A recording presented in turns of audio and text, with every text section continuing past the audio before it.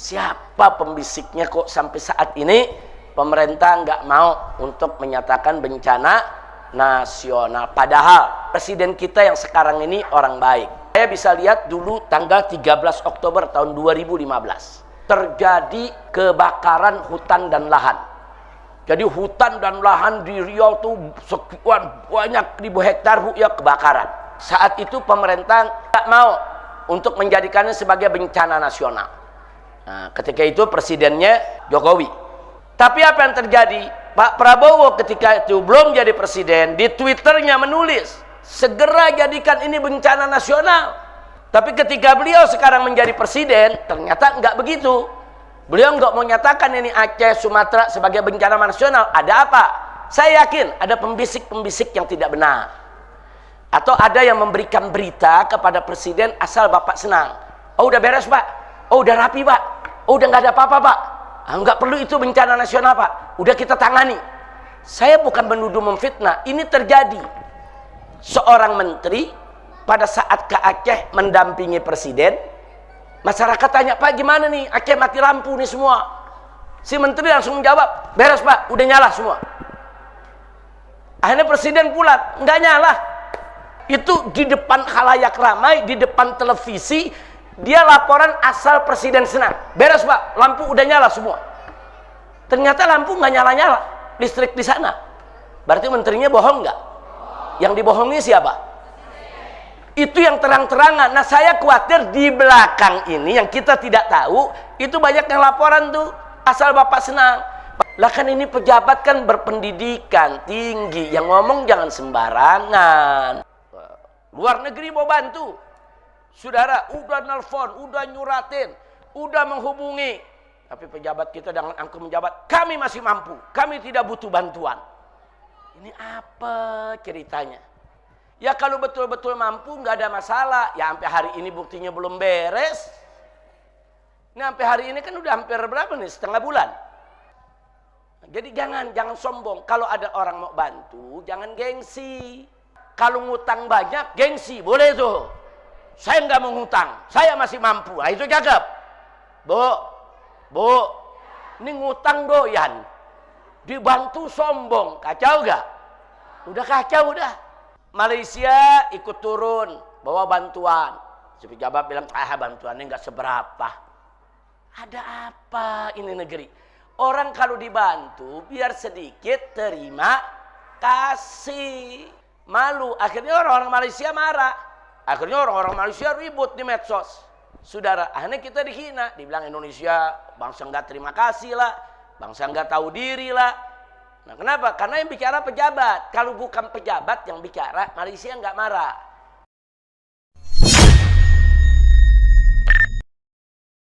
Kita tahu belakangan ini banyak terjadi bencana di kita punya negeri. Wabil khusus di Provinsi Aceh, begitu juga Sumatera Utara dan Sumatera Barat. Nah sebetulnya di tempat lain juga masih ada. Di Bandung juga ada banjir bandang beberapa waktu yang lalu Bu. Masih ada sekarang. Jadi di Jawa Barat juga ada, di beberapa tempat lain juga ada. Tapi memang bencana besar yang luar biasa ini terjadi di Sumatera Utara, Sumatera Barat, dan Aceh. Nah cuman kalau kita lihat bencana seperti ini Bu, kita nih mestinya semua pihak, ya ulamanya, ya umaroknya, ya rakyatnya, bukan saling menyalahkan, tapi saling introspeksi diri. Nah, karena kalau mau saling mensalahkan, semuanya salah. Nggak ada yang nggak salah. Masyarakat yang di bawah buang sampah sembarangan juga salah. Pejabat di atas yang memberikan izin sembarangan sampai ada penggundulan hutan juga salah. Para pengusaha yang seenaknya saudara membabat hutan juga salah. Nah dalam kondisi semacam ini, pertama kita tidak saling menyalahkan, tapi saling introspeksi. Dan ada lagi yang lebih penting. Nah jangan sembarang bicara. Nah jangan ada hal yang aneh-aneh, mau pejabat ke, mau rakyat ke, mau ustadz ke. Nah, menyikapi kejadian-kejadian bencana ini, jangan bikin pernyataan-pernyataan yang kontraproduktif atau yang menyinggung perasaan. Nah, menyinggung perasaan rakyat, jangan. Nggak boleh. Nah, sebab kalau sampai ada pernyataan yang menyinggung suku, menyinggung agama, menyinggung perasaan orang lain, itu bisa menimbulkan kegaduhan. Seperti kemarin ada YouTuber menghina orang Sunda.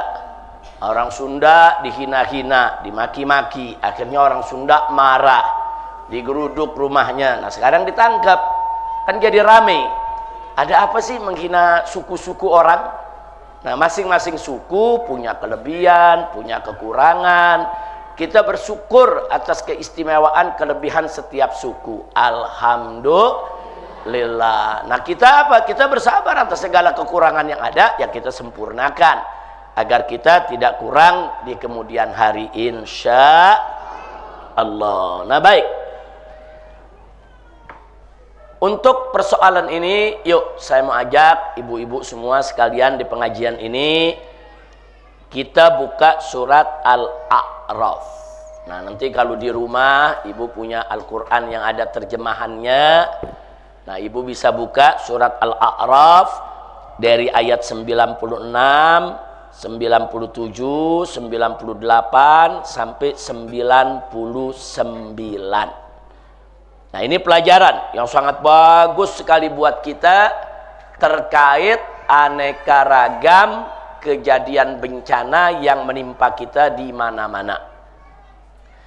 Di mana Allah Subhanahu wa taala menyatakan dalam surat Al-A'raf ayat 96, faqala ta'ala walau anna ahlal qura amanu wattaqau lafatahna 'alaihim barakatim minas sama'i wal ard walakin kadzabu fa akhadnahum bima kanu yaksibun.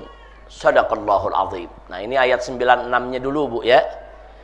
Di sini Allah menyatakan walau anna ahlal qura, andai kata penduduk negeri. Jadi negeri mana saja, andai kata penduduk negeri-negeri, kata Allah, penduduk daerah-daerah, kata Allah, andai kata penduduk negeri-negeri amanu, mereka beriman kepada Allah, wattaqau, dan mereka bertakwa kepada Allah. Nah, artinya bertakwa, Bu, melaksanakan segala perintah Allah dan meninggalkan segala larangannya semata-mata untuk mencari ridha Allah. Nah, jadi Allah menyatakan andai kata penduduk negeri-negeri itu beriman dan bertakwa kepada Allah, maka Allah nyatakan lafatahna alaihim, niscaya akan kami buka buat mereka, akan kami limpahkan kepada mereka. Lafatahna alaihim artinya akan kami limpahkan kepada mereka, kepada penduduk negeri tersebut. Apa yang Allah akan berikan? Allah nyatakan barakatin, aneka ragam keberkahan. Allah nyatakan barakatnya di sini dalam bentuk jamak, barakatin. Jadi bukan hanya satu keberkahan, aneka ragam keberkahan. Minas samai wal ardi, keberkahan yang Allah turunkan dari langit. Saudara, keberkahan yang Allah turunkan dari langit atau yang Allah keluarkan dari bumi. Nah, keberkahan yang Allah turunkan dari langit seperti apa? Hujan yang membawa berkah.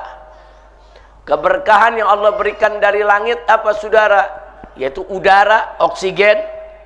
Saudara, begitu juga lapisan ozon yang baik, cahaya matahari, saudara, yang membawa kesehatan buat kita. Nah, itu semua keberkahan Allah berikan, yang Allah turunkan dari langit. Begitu juga wal ardi, dan Allah limpahkan keberkahan atas penduduk negeri yang beriman bertakwa tersebut, yaitu yang Allah keluarkan dari bumi.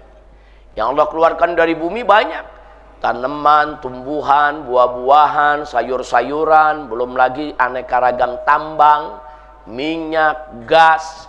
Nah, semua itu adalah keberkahan yang Allah berikan kepada hamba-hamba Allah yang beriman dan bertakwa. Bu, ini berarti kan janji Allah, betul? Jadi kalau penduduk negeri beriman bertakwa, Allah berkahi. Ini janji Allah, percaya gak dengan janji Allah?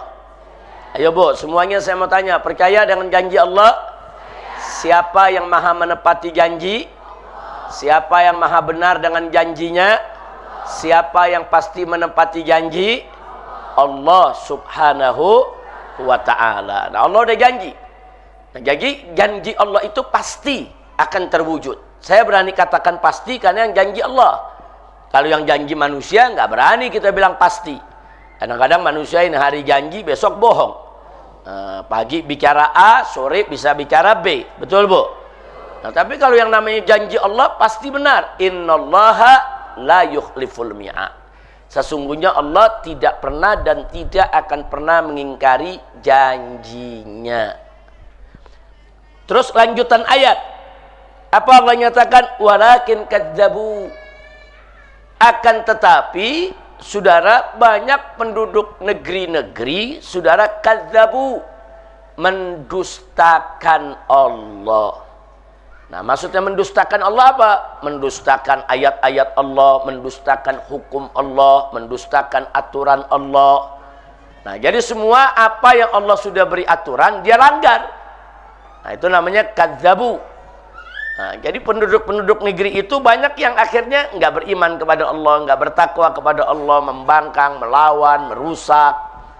Nah, kemudian apa akibat dari itu semua? Allah nyatakan fa'akhadnahum bima kanu yaksibun. Maka kami fa'akhadnahum, kami ambil mereka, kami siksa, kami berikan pembalasan bima kanu yaksibun, akibat dari apa yang mereka perbuat. Nah, barusan ada janji tuh, kalau beriman bertakwa Allah berkahi. Sebaliknya, kalau mendustakan Allah, azab yang Allah kirim.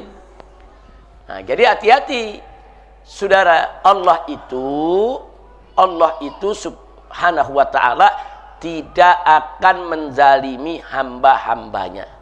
Jadi kalau terjadi suatu musibah menimpa hamba-hamba Allah, saudara, bukan Allah menzalimi mereka. Itu akibat perbuatan mereka sendiri. Nah, makanya ada yang bertanya, ini musibah datang begini, ini sebetulnya azab apa cobaan sih? Nah, saya pernah berkali-kali menyampaikan dalam taklim, dalam pengajian, ibu semua, bahwa musibah itu, apa sih arti musibah, Bu? Musibah itu suatu keadaan yang menimpa kita yang kita nggak suka. Itu musibah. Nah, jadi kita sakit, itu musibah.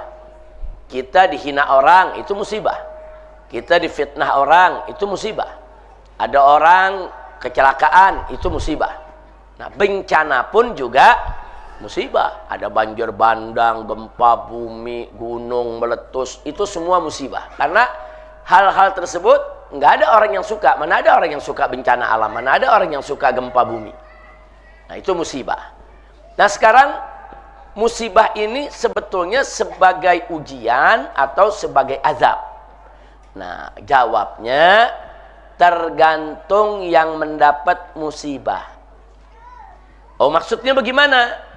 Nah, manusia ini, Bu, bisa kita kelompokkan dalam konteks musibah menjadi 3 kelompok.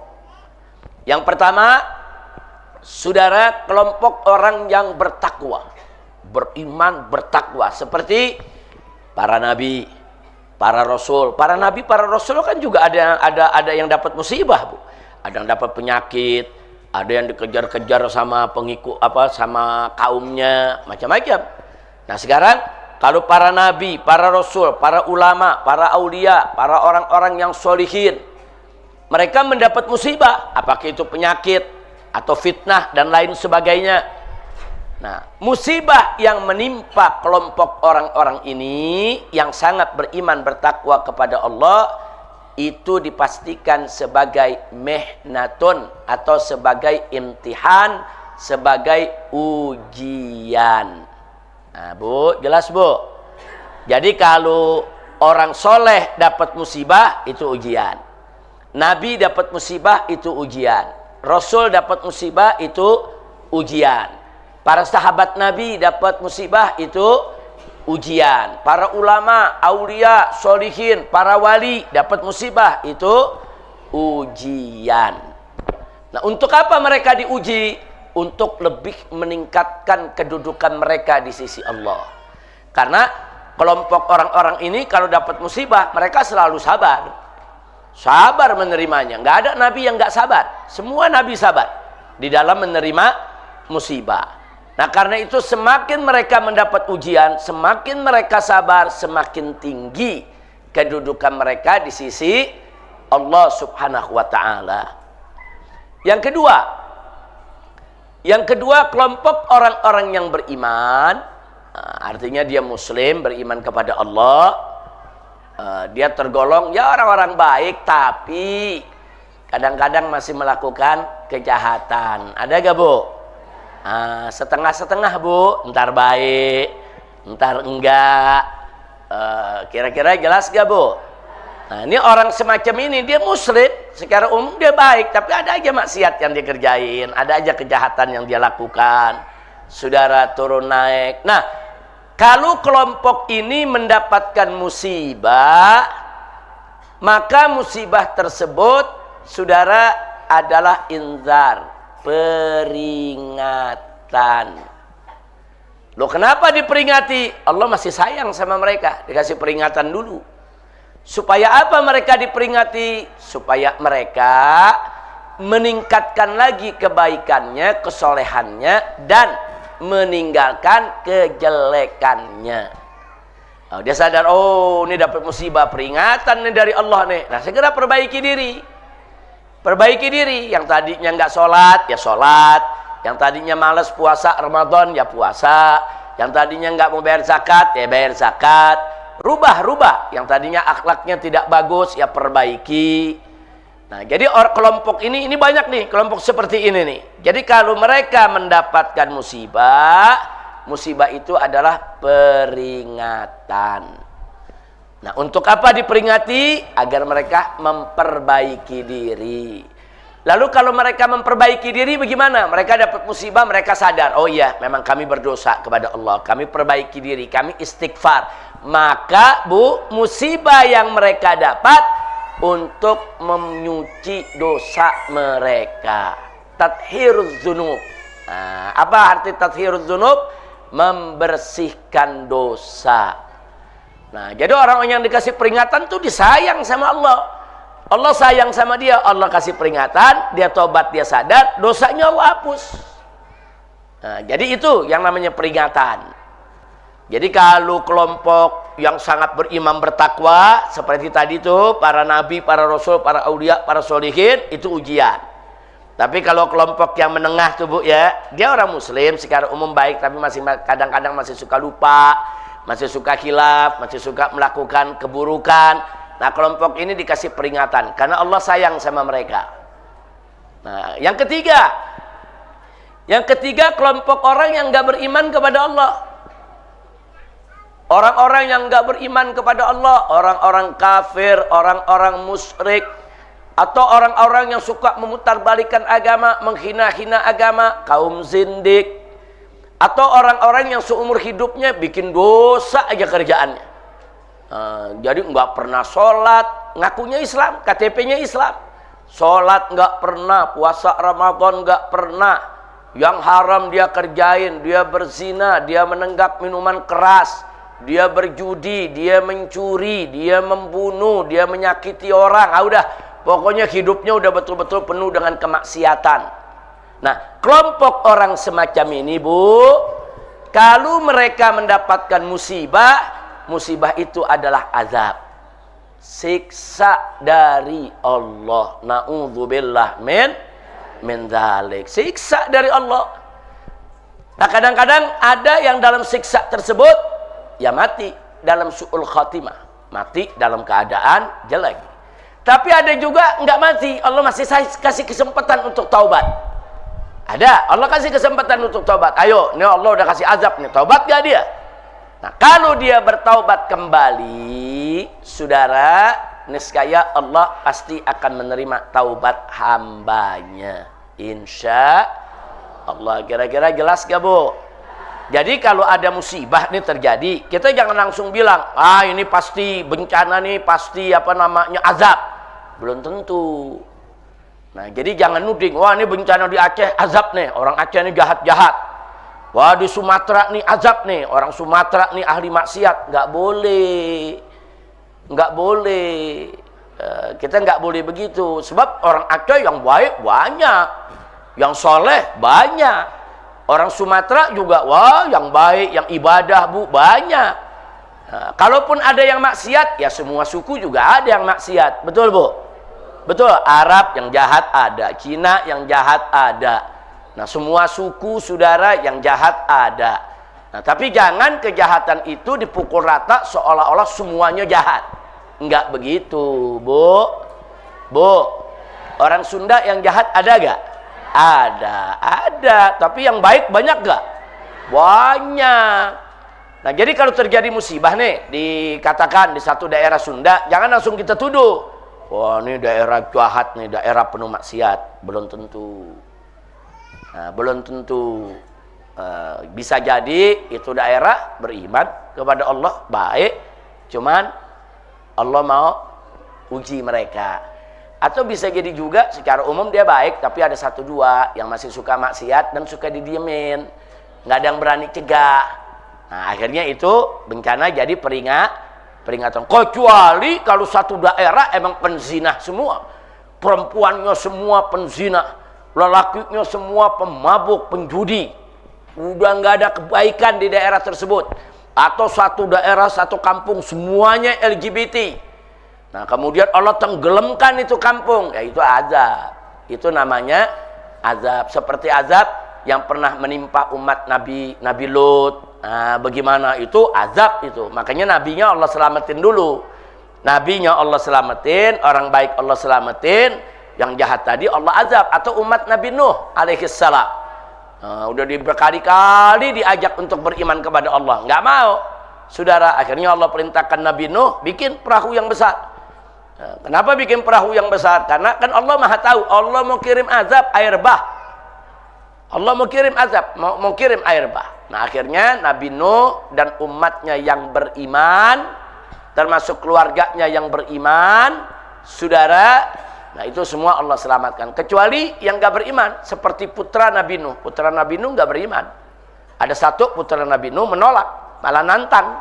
Akhirnya ikut, yaitu terkena air bah. Nah, jadi kalau kejadian musibah, datang itu bencana. Bagi Nabi Nuh, ujian. Bagi kaumnya yang menolak, azab. Kira-kira jelas, Bu? Nah, jadi sekarang ada bencana di Aceh. Di Aceh banyak gak? Ada gak orang yang soleh? Ada. Kalau mereka kena, ujian. Nah, di Aceh ada gak orang yang ya kadang baik, kadang juga nggak baik? Ada. Berarti peringatan. Di Aceh ada gak oknum yang jahat? Ada. Kena musibah, berarti azab. Na'udzubillah min dzalik. Nah, jadi kita nilai diri sendiri aja lah, jangan nilai orang. Nah, kalau kita kena musibah nih, kita sakit nggak baik-baik, sakit ke dokter nggak sembuh-sembuh, sakit udah periksa ke sono kemari nggak ketahuan penyakitnya apa. Wah, ini musibah dari Allah. Kenapa ya? Selama ini saya nggak pernah sholat, nggak pernah puasa, wah lagi diazab. Untung masih panjang umur, udahlah, saya mau tobat, saya mau kembali, saya mau dekat dengan Allah. Nah, itu bagus yang begitu, saudara. Karena yang namanya manusia itu, saudara, itu khata'un. Semua manusia itu bersalah, kecuali para nabi, Bu, ya. Semua manusia bersalah. Wa khairu khata'in, dan sebaik-baiknya orang yang bersalah at-tawwabun, orang-orang yang bertaubat. Nah, kira-kira sampai sini jelas, Ibu? Jelas. Baik, kita kembali kepada ayat tadi. Jadi dalam ayat Surat Al-A'raf ayat 96, saudara, kalau penduduk suatu negeri beriman bertakwa, pasti Allah berkahi. Berkah sawahnya, berkah kebunnya, berkah keamanannya, berkah politiknya, berkah keamanannya, berkah keluarganya, berkah langitnya, berkah buminya, berkah gunungnya, berkah sungainya, berkah semuanya. Ini Allah punya janji.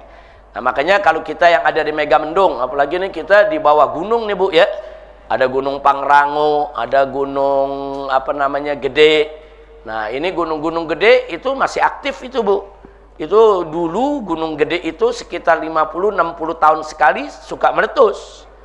Nah, suka meletus. Nah, sekarang kita minta kepada Allah supaya gunung-gunung yang ada di sekitar kita ini menjadi gunung-gunung yang damai dengan kita, enggak menjadi gunung yang batuk, muntah, marah, yang akhirnya merusak daripada kehidupan kita.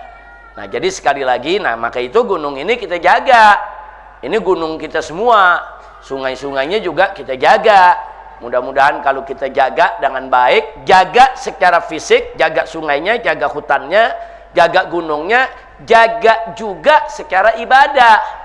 Jangan mengundang murka Allah, insya Allah. Nah, sekarang ayat 97 Bu, perhatikan baik-baik.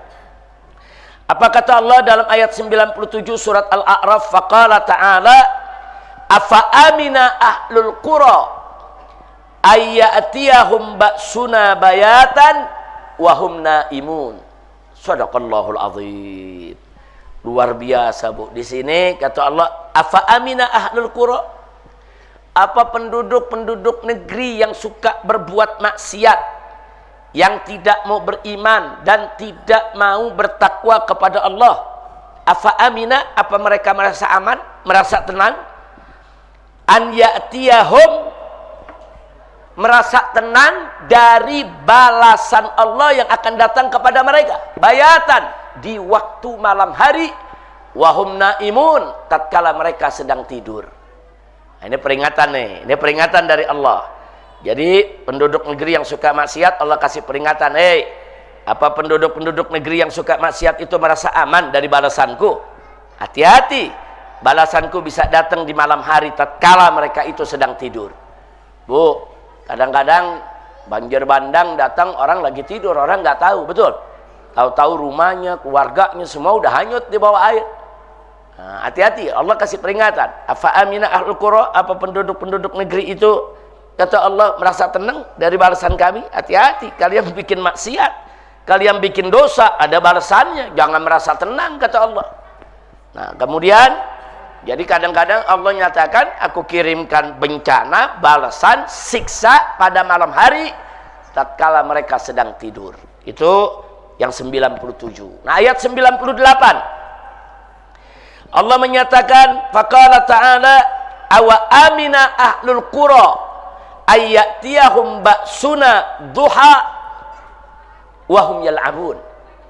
Atau apakah mereka penduduk negeri yang suka maksiat, nggak mau beriman, nggak mau bertakwa kepada Allah itu merasa tenang, merasa aman dari balasanku yang bisa saja datang kepada mereka di waktu duha, di waktu pagi, di waktu siang hari, wahum yal'abun, tatkala mereka lagi sibuk main, sibuk kerja, sibuk cari duit, sibuk bersenda gurau, sibuk kesana kemari di siang hari. Kata Allah, Allah bisa kirimkan bencana tatkala mereka sedang sesibuk-sibuknya. Nah, jadi Allah peringatkan, artinya balasan Allah itu bisa datang kapan saja. Na'udzubillah min dzalik. Nah, di ayat 99-nya akhirnya Allah menyatakan, faqala ta'ala afa aminu makrallah, apakah mereka itu yang tidak beriman, tidak bertakwa kepada Allah merasa aman dari balasan Allah? Fala ya'manu makrallah ilal qaumul khasirun. Tidaklah orang yang merasa aman, tenang-tenang saja daripada balasan Allah kecuali orang-orang yang merugi. Artinya mereka lupa kalau Allah tuh punya balasan, kalau Allah tuh bisa menyiksa mereka. Hati-hati. Nah, jadi ayat-ayat ini Bu, kalau nanti ibu di rumah bisa baca tuh satu-satu, resapi, hayati, baca terjemahnya. Oh begini, Allah udah kasih peringatan. Nah, mudah-mudahan Allah selamatkan kita semua dari bencana, dari bala. Amin, amin ya rabbal alamin. Nah, ibu-ibu, sebagaimana tadi saya katakan, bahwa dalam kondisi seperti ini, baik pejabat maupun ulama begitu juga rakyat, semuanya harus introspeksi diri. Siap introspeksi diri, Bu? Bu? Waduh, saya kalah sama Abdullah nih. Ibu-ibu matanya ke sono sekarang. Ada tamu yang baru datang tuh. Itu namanya Abdullah, Bu ya. Abdullah Rizik Syihab mau ikut ngaji sama ibu-ibu. Doain, Bu, biar jadi anak soleh, biar panjang umur dalam taat, ibadah, sehat walafiat. Amin ya rabbal alamin. Lanjut, Bu. Lanjut. Nah, baik Ibu, sebelum saya akhiri, Bu ya, tadi kan saya katakan kita tidak saling menyalahkan, tapi kita saling introspeksi diri. Tapi di samping itu juga jangan bikin sikap-sikap, pernyataan-pernyataan saudara yang membuat orang terheran-heran. Nah, kalau orang Jakarta bilang, Bu, jangan tengil. Orang Sunda bilang apa, Bu? Tengil. Hah? Sama. Sama, jangan tengil. Tahu tengil, Bu ya? Saya repot mengartikan. Tahu kalau orang tengil bagaimana, Bu? Bikin kesel aja. Perilakunya, ucapannya, omongannya tengil udah, Bu. Nah, mudah-mudahan kita nggak ada yang tengil ya. Nah, kadang-kadang, Bu, ada oknum-oknum pejabat kita yang tengil. Nah, ini saya bicara khusus kasus Aceh nih ya, sama Sumatera. Bencana Aceh, bencana Sumatera Barat, bencana Sumatera Utara. Kadang-kadang ada pejabat yang perilakunya dan ucapannya tengil. Nah, bukan pada tempatnya. Mestinya dia kerja aja, kita dukung. Pokoknya pejabat yang kerja kita dukung. Pejabat minta bantuan, kita bantu sepenuhnya. Tapi jangan tengil. Nah, saya contohkan, Bu. Ada pejabat yang mengatakan, itu kan bencana di Aceh dan Sumatera, itu kan cuma karena hujan. Dia nyalain hujan, Bu. Bu, hujan disalahin. Ya betul, memang hujan itu pencetusnya terjadinya banjir bandang. Nah, tapi yang jadi persoalan, dari zaman Nabi Adam juga ada hujan. Dari Indonesia sebelum merdeka juga ada hujan. Dari dulu di Aceh juga ada hujan. Tapi nggak begini bencananya. Nah, berarti kita selidiki kenapa kok begitu sekarang ada hujan besar, bencana begitu besar datang. Ternyata karena hutannya digundulin, tanahnya jadi longsor, saudara. Nah, jadi artinya apa? Berarti yang salah bukan hujannya dong. Nah, hujan itu Allah turunkan untuk menghidupkan bumi. Dan sebagian air itu Allah turunkan untuk disimpan di dalam bumi. Nah, jadi ada yang disimpan di dalam bumi, disimpan di gunung jadi mata air, keluar jadi sungai, dan seterusnya dan seterusnya. Jadi jangan nyalain air, Allah udah atur itu air. Allah udah turunkan hujan dengan kadar yang sudah Allah tentukan. Ini air sekian untuk membasahi bumi, air sekian untuk disimpan di dalam bumi, air sekian untuk disimpan di gunung, air sekian untuk dialirkan di sungai. Nah, ini jangan dirusak. Kalau ini dirusak, ya yang terjadi air bah. Nah, kira-kira jelas, Bu? Nggak, Bu? Jadi yang salah hujannya apa orangnya? Manusianya, bukan hujannya. Kok nyalain hujan? Lah kan ini pejabat kan berpendidikan tinggi, yang ngomong jangan sembarangan. Paham, Bu? Ini sekedar nasihat, bukan mau nyalain, Bu. Tapi kalimat begini nih nggak boleh. Nanti akhirnya orang Aceh marah, orang Sumatera marah. Ini kok jadi pejabat tengil ya? Pernyataannya nggak ilmiah, pernyataannya nggak profesional. Nah, ini pernyataannya kayak anak kecil. Anak kecil begitu. Kenapa banjir? Karena hujan. Kenapa kenyang? Karena makan. Kenapa lapar? Belum makan. Nah, jadi sepintas-sepintas nyari sebabnya begitu aja, Bu. Kenapa rakyat kelaparan? Ya karena nggak makan. Enak aja gitu jawab, tunggu dulu. Kenapa rakyat nggak makan? Oh, karena nggak ada kerjaan. Oh, karena di rumahnya nggak ada beras. Kenapa nggak ada beras? Karena ngelamar kerja nggak dapat. Kenapa ngelamar kerja nggak dapat? Karena nggak ada lapangan kerja. Kenapa lapangan kerja nggak ada? Siapa tuh yang bertanggung jawab menyiapkan lapangan kerja? Bu.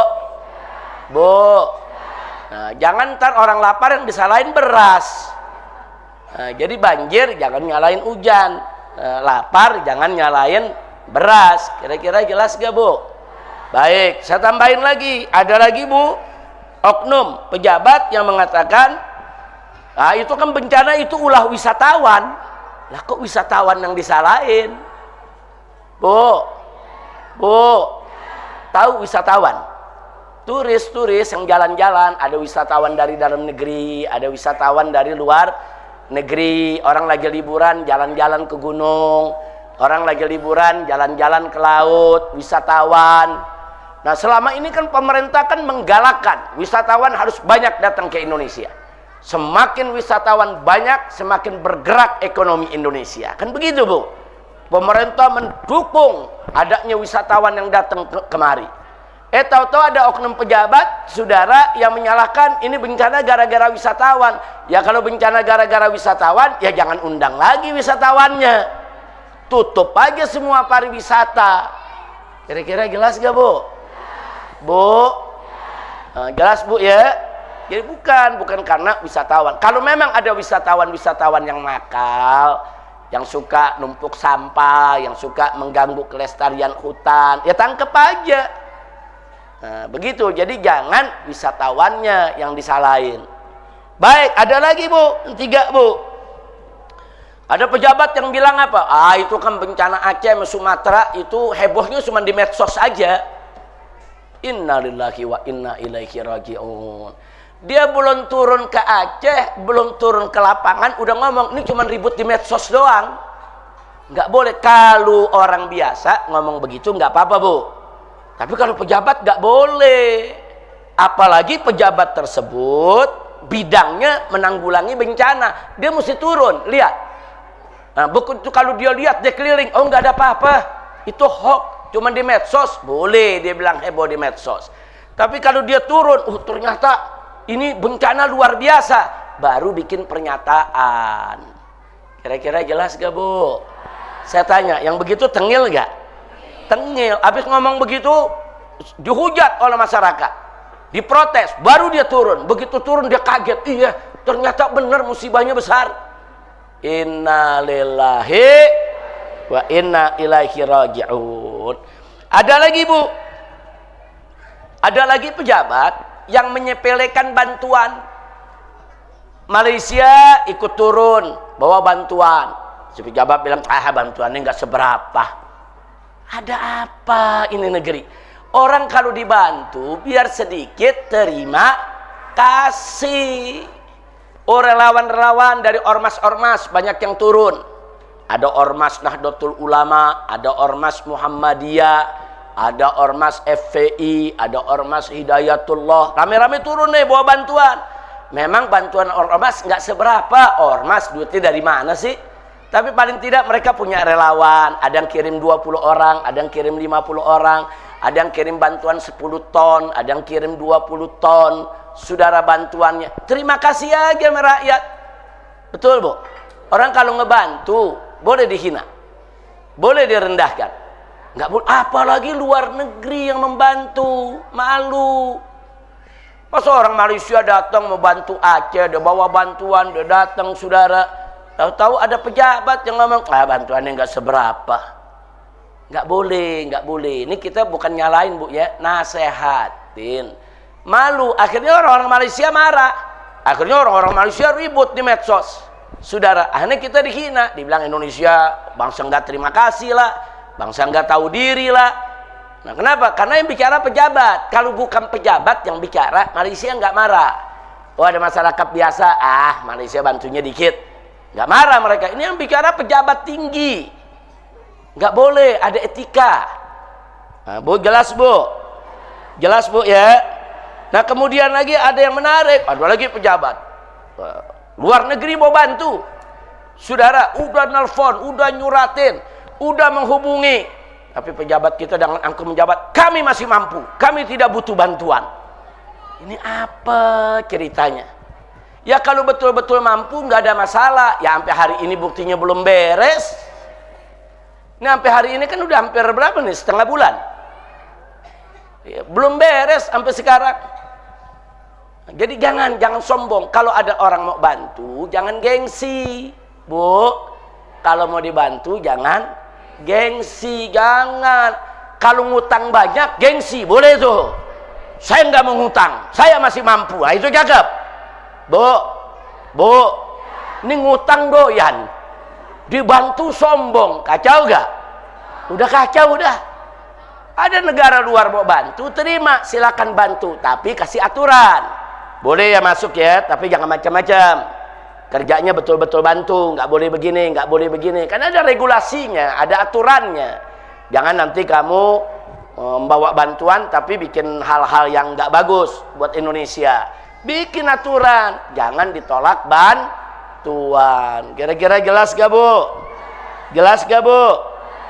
Ada lagi pejabat yang ngomong, saudara, dia bilang kita nikmati aja naik Hercules, anggap tamasya jalan-jalan bisa foto-foto. Apa lagi? Orang lagi mau nanganin bencana, yang dipikirin tamasya, foto-foto di tempat bencana. Akhirnya betul, Bu. Ya nggak apa-apa, mana kalau mau nyusuin ini aja. Ya memang ini bayi, Bu, nyusunya masya Allah, Bu, kuat banget. Iya, di mobil bisa, Mona.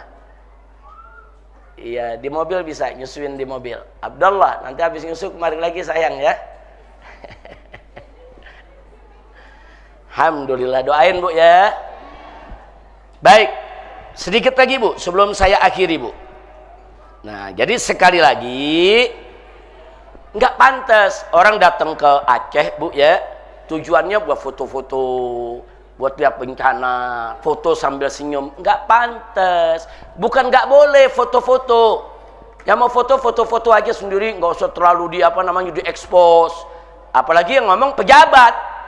Nah, ini apa ceritanya pejabat kok ngomong enak foto-foto, enak naik Hercules, dianggap tamasya, dianggap jalan-jalan. Ini model begini kacau gak, Bu? Sekali lagi, kita bukan mau menyalahkan, bukan mau kasih nasihat, jangan. Ini orang lagi banyak yang susah, banyak yang kelaparan. Paham, Bu? Baik. Nah, saya mau kasih informasi kepada Bapak Ibu semua. Sekarang banyak pihak. Saya waktu di reuni 212 kemarin ini, Bu, di Monas, saya sudah minta kepada pemerintah segera nyatakan bencana Aceh dan Sumatera sebagai bencana nasional. Maksudnya kenapa, Bu, bencana nasional? Kalau bencana nasional, Bu ya, nanti semua akan fokus, serius. Nanti juga pengalokasian dananya juga besar-besaran, dan nanti bantuan luar negeri akan datang juga besar-besaran, sehingga penanganannya bisa cepat. Nah, ini dulu terjadi pada saat tsunami. Nah, dulu ada tsunami. Kalau nggak salah, tsunami yang pertama itu dulu pernah terjadi di NTT tahun 92, zaman Pak Harto. Begitu terjadi tsunami di Nusa Tenggara Timur, Pak Harto langsung umumkan bencana nasional. Semua elemen bantu, ormas bantu, luar negeri bantu. Sebentar selesai. Enggak, Pak Harto enggak malu ngumumin itu bencana nasional. Nah, begitu juga pada tahun 2004 terjadi tsunami di Aceh, Bu. Begitu terjadi tsunami, saat itu Presiden SBY, Bu ya, langsung umumkan ini bencana nasional. Nah, begitu diumumkan, Bu, semua fokus, semua serius, pemerintah pusat, pemerintah daerah, semua konglomerat, semua ormas, semua dari luar negeri, dari mana-mana datang. Dalam waktu sebentar rapi dibangun lagi Aceh. Bahkan hanya dalam waktu 1-2 tahun datang ke sana, Aceh seperti nggak ada tuh bekas-bekas bencana, dibangun semua. Jadi nggak usah malu ngumumin bencana nasional. Saya udah sampaikan dari sebelum reuni 212 dan di reuni 212 saya sudah sampaikan, sampai hari ini masih belum mau dinyatakan sebagai bencana nasional. Saya nggak habis pikir siapa yang bisikin, saudara. Siapa pembisiknya kok sampai saat ini pemerintah nggak mau untuk menyatakan bencana nasional. Padahal, maaf, Bu ya, presiden kita yang sekarang ini orang baik. Saya bisa lihat dulu tanggal tahun 2015, Bu ya, tanggal 13 Oktober tahun 2015. Waktu itu presiden kita belum jadi presiden. Nah, belum jadi presiden, terjadi karhutlah di Riau. Karhutlah itu kebakaran hutan dan lahan. Jadi hutan dan lahan di Riau tuh sekian banyak ribu hektar Bu ya kebakaran. Nah, begitu kebakaran, saat itu pemerintah saudara bertahan nggak mau untuk menjadikannya sebagai bencana nasional.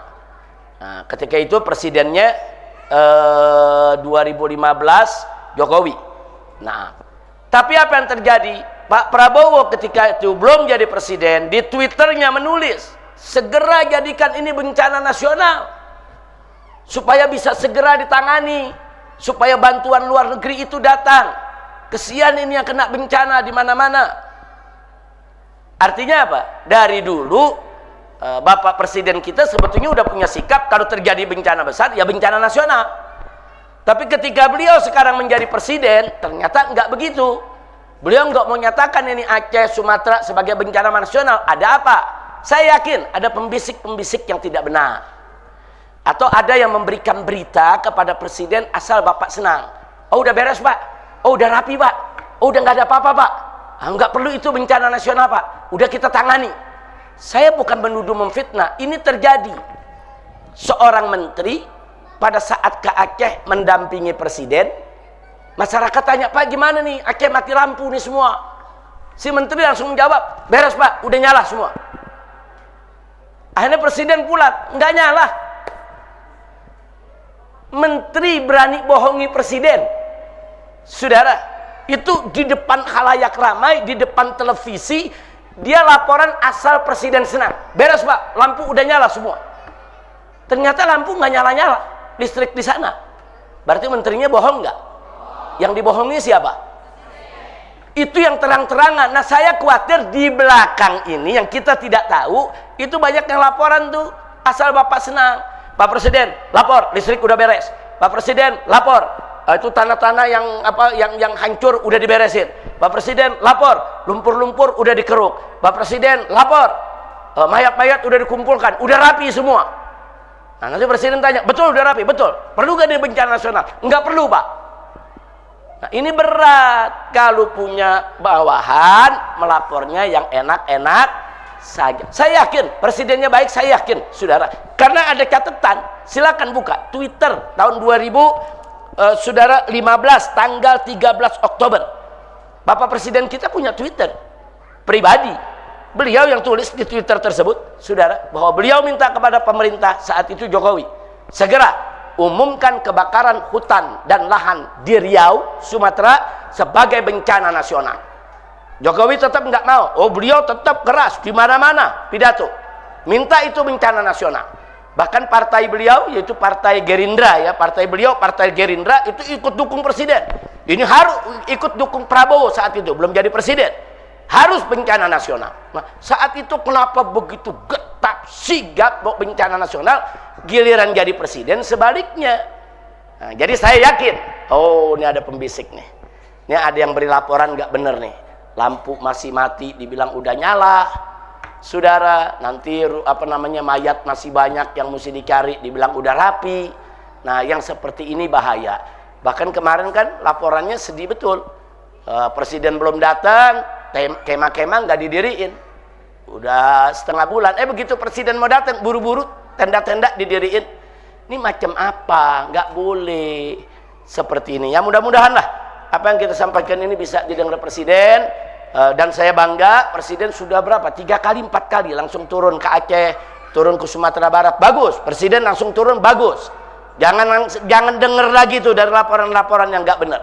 Dan kalau turun itu hati-hati Pak, kalau orang di daerah nanti nggak bawa Bapak ke tempat-tempat yang mesti Bapak lihat. Nah, jadi saran saya sampai saat ini tetap belum terlambat pemerintah mengumumkan bencana Aceh, Sumatera Utara, Sumatera Barat sebagai bencana nasional. Mudah-mudahan Allah selamatkan Sumatera, Allah selamatkan Aceh. Nah khusus dari FPI Bu ya, kemarin ini kita sudah memberangkatkan 25 orang relawan. Dan posko-posko FPI di seluruh Aceh, di seluruh Sumatera Utara, di seluruh Sumatera Barat. Dari hari pertama terjadi bencana, kita sudah mendirikan dapur-dapur umum. Untuk mereka bisa makan, bisa minum. Karena anggota FPI pun juga banyak yang kena banjir, banyak juga yang yang meninggal dunia akibat ini. Nah, tapi anggota-anggota FPI yang daerahnya selamat, nggak kena, nah itu kita gerakan semua, bantu ke daerah-daerah yang kena bencana. Dan kalau dalam bencana, Bu, ya kita bantu semua orang, bukan bantu FPI saja, bantu semua orang. Dan bukan bantu orang Islam saja, mau dia Islam, mau dia bukan Islam, bantu. Pokoknya kalau udah namanya bantu bencana, jangan lihat suku, jangan lihat agama, nah, jangan lihat organisasi, jangan lihat partai. Kira-kira jelas gak, Bu? Nah, kemarin alhamdulillah kita juga sudah relawan yang berangkat 25 orang dengan kapal laut itu membawa 20 ton bantuan. Tapi sebelum itu dari hari pertama kita sudah kirim. Nah, kebanyakan kita tidak kirim bantuan dari Jakarta, tapi kita kirim uang. Kita kirim uang ke posko FPI yang ada di Medan. Nah, Medan yang beli segala kebutuhan. Nah, kita kirim yang ke Aceh, ya Aceh yang beli segala macam beras, minyak dan lain sebagainya, bikin dapur umum. Mereka yang dirikan di sana. Nah, karena itu kemarin ini FPI di Jakarta enggak nerima bantuan beras, bantuan makanan, enggak. Kita hanya menghimpun bantuan uang, kirim ke sana, karena di sana kan ada daerah-daerah yang masih berfungsi, ya, yang kita bisa belanja, saudara di sana. Nah, alhamdulillah semua itu sudah jalan. Doakan, mudah-mudahan para relawan sehat, kerjaan mereka, program mereka berhasil sukses lancar. Dan wabil khusus semoga semua korban dari bencana di Aceh, Sumatera Barat dan Sumatera Utara Allah rahmati. Dan mudah-mudahan Aceh juga Sumatera Allah jadikan sebagai wilayah salihah thayyibah makmurah mubarakah bisirril Fatihah.